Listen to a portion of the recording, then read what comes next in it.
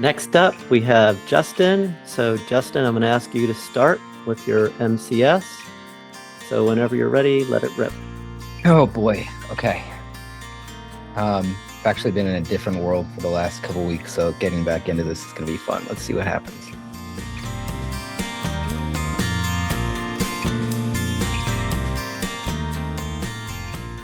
Okay. Once upon a time, in a fancy town inhabited by both humans and elves, the town's former shoemaker, Felix Cobb, prepares for his foundational town hall meeting as Brookhaven's newest and first human mayor. Worried that he won't be allowed to hold the position without making a splash, Felix plans to pitch the town on a grand festival, only to find when he gets there that no one has shown up. He's then told by Brookhaven's Council of Elders, which are all elves and a guiding light in the community, that if he doesn't get butts and seats, he'll lose his position. And the only way to get butts and seats is by getting an endorsement from the town's previous mayor, Festa Trumbull. So Felix turns to his best friend and local mountain rancher, Holloway Maine, and needs to convince him that getting this oh gosh, this is hard part. Getting this endorsement is the right path forward instead of confronting the town council head on in order to get a mount to go up the mountain to see where Festa lives. Once he does so, he gets to Festa's cabin only to find that it's been burned down. But this is a trick, and basically because shoot, give me a second here. Because Festa is kind of pities him, she lets him come into the house and gives him tea and a place to stay for the night. When he asks about the endorsement, she says no. So not willing to give up yet, Felix stays the night and asks again in the morning. And Festus says, impressed by his stubbornness, if you help me out with a day of gardening and removing the rocks from my garden, ask me again after that. After a long day of work, he does ask again, he doesn't ask again because he has realized that if he is going to make an endorsement or a legacy for himself, he can't build it off of someone else's. But before he can share his newfound confidence with the rest of the town, Felix finds out that there is a coup planned while he's been gone to vote him out by the town elders themselves, who don't believe that he has what it takes to run the town, but that if he is there, there's better chance that he will be able to defend himself. So he rushes out of the house without saying thank you to Festa, and gets down the mountain on his ram. And because of their rushedness, they get into an accident where he must decide once more if he's going to pursue this path forward. And realizing that the accident itself did not take too much time, he gets back on his ram, gets all the way there, and makes it in time thanks to the filibustering of his friends and family. Once there, he is able to confront the town council and convince the town that he is ready for this position. And once he does so, he proudly announces the plans for a town festival and wins Brookhaven's favor all on his own, awarding his victory with a well-deserved nap. The end. It was so much better last time. Damn it. Never it is what it is. Self-criticize. Ixnay on el self-criticize. So let's test it, right? Let's try to see where Justin's making progress and what the next step is. So our first check is for completeness. Are there any questions? Does anyone have a question for Justin about the story off the top of their head? Thinking, shaking head. Great, it's complete. Second test, conciseness. 3 minutes, 33 seconds. Too long. And we know why immediately. Too much detail. So we need to cut it down and make sure only the really relevant top details are in this minimum story. So that's your next step. All right, And then let's dive into the chapter. We want to be concerned about alignment, relevance, and if there's sufficient story in the chapter. I don't want to prejudge these things, so I'm going to ask for comments first. Kim, you're lead commenter, so whenever you're ready, let's start. All right. So kind of going off of the questions that you listed at the top, Justin, I felt like this chapter was strong enough to stand on its own. I felt like everything in it was great. I kind of just have some nitpicky stuff, like as far as Felix's desperation for needing to succeed as mayor and wanting not to be a cobbler again. I feel like that desperation could be more prevalent in this chapter. It starts off in the beginning, but we kind of lose it. And because it's so important, and this is what his driving, force is, I think it could be sprinkled throughout the chapter more, just so that we can really get that internalized desperation that he has to succeed and to do well at this job.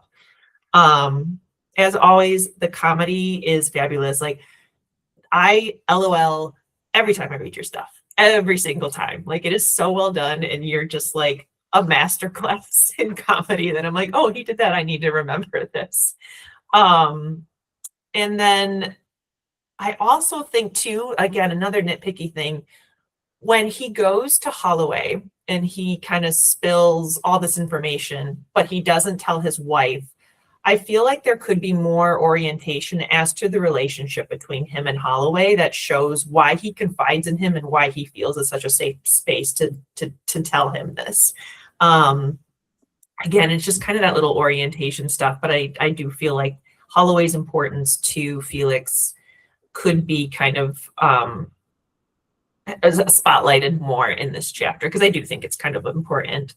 But other than that, like, I loved the world building in this chapter when you're going through and talking about the different mounts in Holloway's stables. Like, I absolutely loved that scene with the Skrillet. Like, you do such a good job of completely immersing the reader in the setting, and I love every second of it.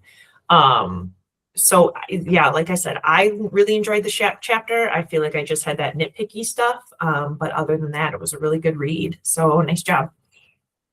Good. Model comments, Kim. Great job. Thank you. Ariel? I think it's funny if you asked if it was funny enough. Because I was like in tears 4 to 5 times while reading it because I was laughing. And I'm like in my office too at my job, so I'm just like silently, and the tear, anyways, hilarious. It was all so good. And I know I'm like weird about the like the little parts where it's like, here's info. I really liked the Skrillet, and it made a lot of sense, and it was also just so funny. And yeah, absolutely, I agree with Kim. Like, the stands on its own. I really like Kim's comments about the internality. I think that would be really helpful too. And I felt like in your MCS, you said he had to like convince Holloway to like help him. I felt like in the scene, there was no point where I thought Holloway was not going to help him.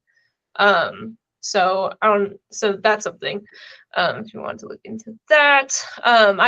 This is also just like, I don't know if this starts anyone else, but for me, when like his wife jokes about like, I'm trying to get the mayor to fall in love with me, it came right after like him lying to her, and I was like, are they okay? And I became very worried about their marriage.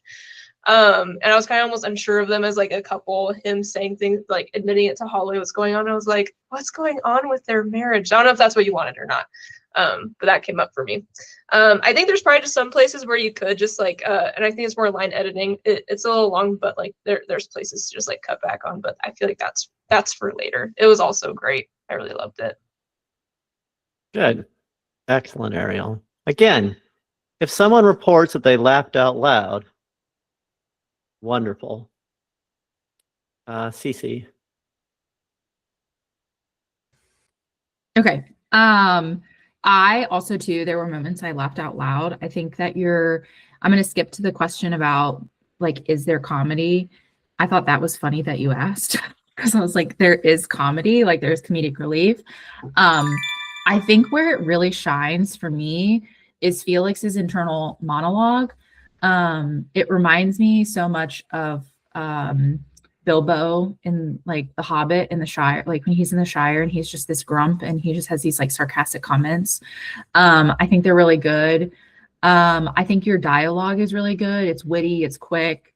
I am gonna disagree and like respectfully disagree with Ariel and Kimberly. I just have a little bit different of a stance with your world building. And I really wonder, like, you can ask yourself, like, am I your ideal reader? And maybe, you know, maybe the possibility is that the answer is no. So like what I'm looking for is not necessarily like, you know, the story that you're trying to create, but the world building for me, like, takes me out of the story. Like I get like very lost and like I feel as though I'm on a walk with Felix, and it's okay if we like slow down a little, but then I sometimes feel like we come to like a screeching halt and I'm just like stuck. And I was like stuck in the stables for a really long time. Personally, like I was just like, we're here for almost 350 words. Like, and I think that my feedback is like word allocation is like super important in terms of like how many words are you giving to these little world building things. Like the elder that he's going to go visit, I think she got like this whole paragraph, and I just felt like there were moments in dialogue that we were getting the same information, so it was like slightly repetitive. And then the other thing, like with the beginning of the chapter, it was like 1,500 words of him packing to leave. And I just felt like that was a long time for this like one action. And particularly like his socks were mentioned 3 times. And so I just felt like his dialogue with his wife, that was comedic enough. And if that's going to be your bonus, like that's what you're looking for, I don't know. I feel like I would just go through and be like, where can I allocate this better and trim to keep a reader engaged? I hope that's okay. It's absolutely okay. So it's a good opinion, honestly expressed. The 2 things, disagreement, it's going to happen. People are different. They're going to have different reactions to your story. The question as an author is, what should you do about it? And the answer is you should try to take it seriously and weigh what every comment is saying. So let's say the good and the bad before we directly address what Cece said. And then there's one other thing I want to bring up. So here's the thing I noticed first off. 3,600 words. 600 words too many. And I think Cece has hit why this is happening. I mean, it's fine, right? This is a really funny piece. 3 people said they laughed out loud in a row. That's great. That's going to sell book novellas, collections, whatever we're going to do going forward.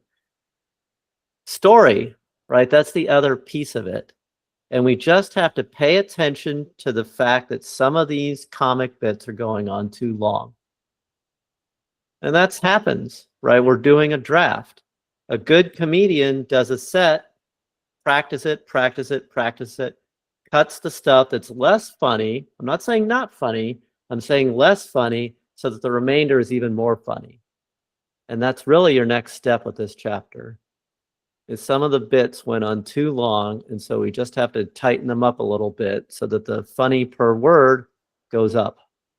And that's not a criticism. That's you have the funny, and now it's just part of the editing, part of the revising. And the good is still there, right? I think Cece's comment, and I agree with her, comes from the fact that the length is sort of preventing the story from shining through. And overall, you did a great job with story. You know, the continuity work we've been doing really paid off. By and large, this chapter advances the story, and there's enough of the story to tell. But just from the word count alone, Justin, it's 600 words too long. So some of the scenes are going to be cut, and I think Cece put her finger on the right scene, the stable scene. And there's maybe 1 or 2 other little cuts you can make. Let's go over more of the good. Great orientation. This is the best orientation at the beginning of chapter you've done with us so far. Internality is very good. I think we could use a little bit more emotion beyond sort of snarky comments and sarcasm from Felix Cobb. Skrillet interjection was perfect, and the world building itself was perfect. So that, I think you can really pat yourself on the back for. The only other question that I think Kim raised, and Ariel to some extent, was Holloway ever going to disagree with Cobb and say, no, I'm not going to help you? Now, I know from other chapters, Festa Trumbull was really going to disagree with Cobb. And there's two ways to set this up, right? Either, Holloway was always going to agree with him, but only up to a point, not to the point of giving up his prized ram, or there's something else going on, right? Holloway was never going to disagree with him until he was persuaded. But I think you need to add that while you're removing 600 words in the next revision. I don't think you need to revise this chapter. I think you can move on. So either pick the next chapter you're having problems with, or if you want, we can look at this chapter again after the cuts are made and this issue is addressed. Now, what's interesting, I'll conclude on this. Is this a problem with the MCS or with the chapter? Now, remember, when there's some kind of divergence between the story you're telling overall and a particular chapter, you can either change the MCS or change the chapter. And in this case, it's one of those rare instances where the problem was with the MCS. The story you told, the overall narrative, doesn't live up to this chapter, right? The chapter is good and better in this sense than the MCS. So when cutting down, the MCS itself has to be changed. And I think what you have to do is update the overall narrative so it reflects the work you've done in your continuity and also reflects the writing in this chapter. So I'll leave it at that.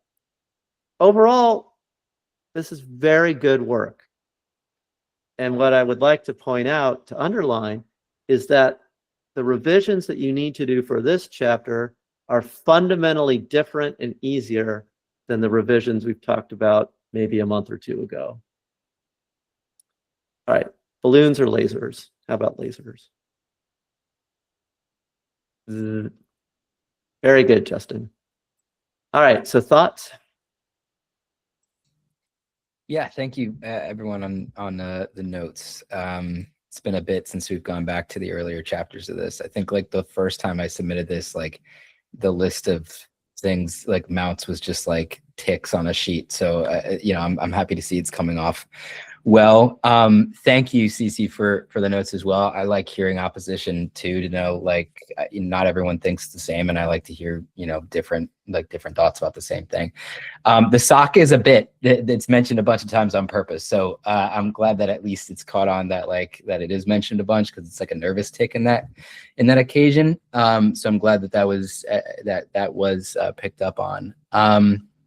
And then I actually, something that I am working on right now is learning how to cut things down. I had a short story that I submitted for a competition this past week, and it was only 1,000 words, and I got done writing it, and it was like 2,500 words.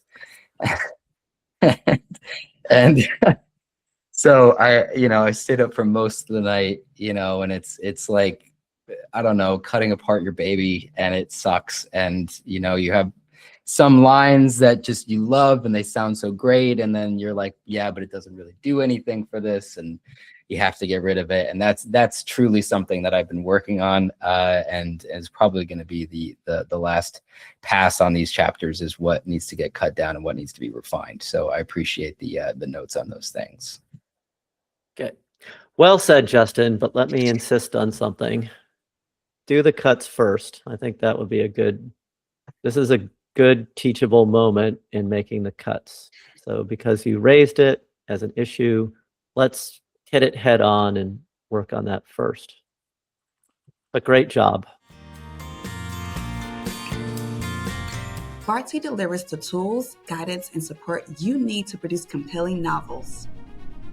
Our well-researched and thoroughly tested approach includes our minimum complete story, a 90-second exercise that keeps your writing on track while fueling creativity, Bardsy Publishability Index, a 23-dimension checklist that offers attainable goals and provides actionable feedback. And our brand new comprehensive character developer that helps you construct unforgettable characters. Come see for yourself at Bardsy.com today. Try our workshop or enter our first chapter contest. Then, when you're ready, Elite Membership delivers writing groups, personal coaching, and a curated community. With Bardsy, your work will captivate everyone, from agents to publishers, and, most importantly, your readers.